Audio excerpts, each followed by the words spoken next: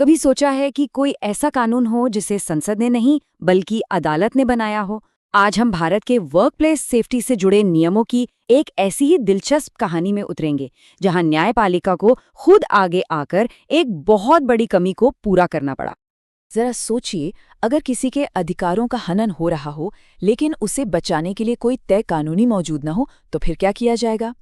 और यही सवाल 1990 के दशक में भारत के सामने एक बहुत बड़ी चुनौती बनकर खड़ा था, खासकर कामकाजी महिलाओं की सुरक्षा को लेकर।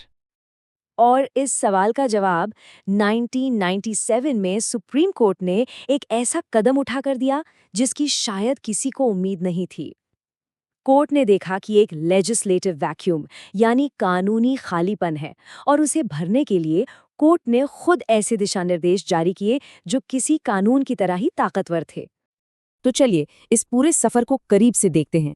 हम समझेंगे कि कानून में आखिर कमी क्या थी, फिर कोर्ट ने कैसे एक पूरा फ्रेमवर्क तैयार किया, ये मशहूर विशाखा गाइडलाइंस क्या थीं, और फिर कैसे इन गाइडलाइंस ने एक पक्के नियम की शक्ल ली।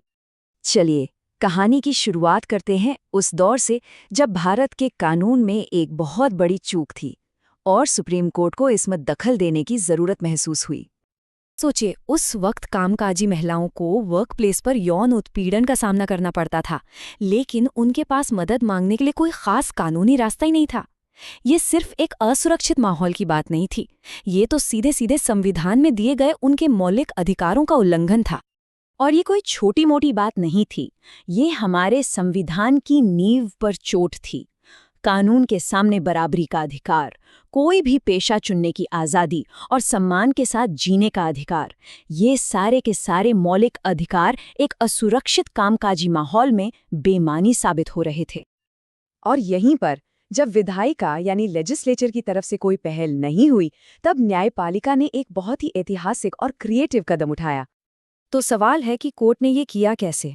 देखिए, उन्होंने कोई नया कानून नहीं लिखा, बल्कि एक बहुत ही शानदार लीगल आर्ग्यूमेंट तैयार किया। उन्होंने 3 चीज़ों को जोड़ा। पहला, भारतीय संविधान के फंडामेंटल राइट्स। दूसरा, महिलाओं के खिलाफ भेदभाव खत्म करने वाला अंतर्राष्ट्रीय समझौता यानी सीडाओ।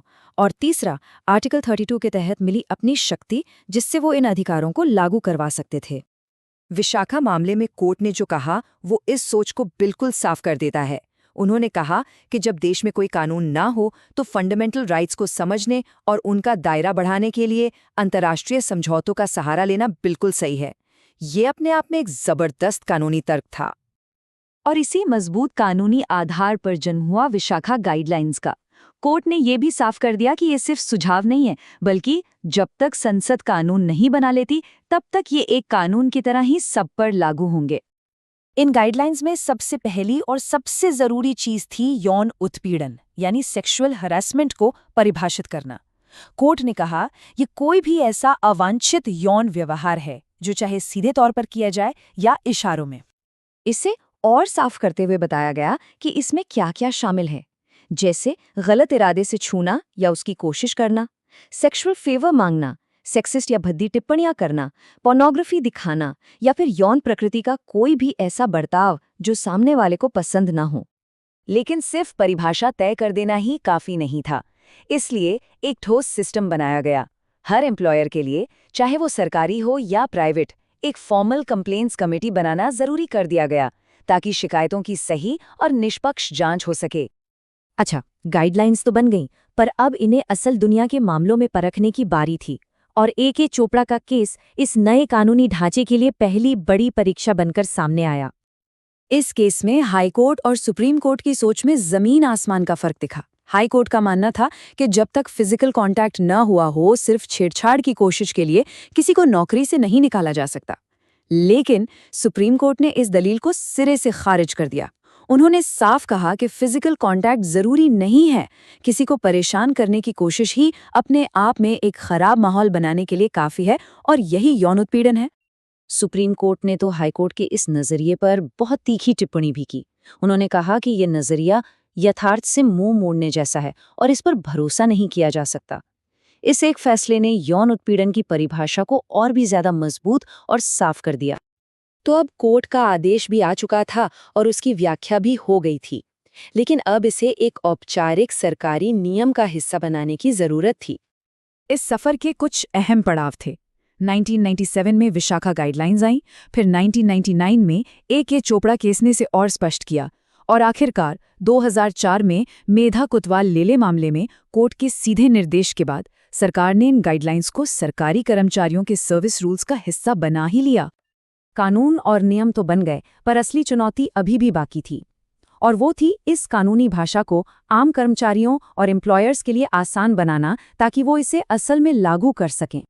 और ये काम आसान बनाया राष्ट्रीय महिला आयोग यानी NCW ने। उन्होंने इन सभी कानूनी गाइडलाइंस को एक सरल और प्रैक्टिकल कोड ऑफ कंडक्ट यानी आचार संहिता में बदल दिया, ताकि हर कोई इसे आसानी से समझ सके। NCW के कोड ने इस परिभाषा को और भी ज्यादा खोला।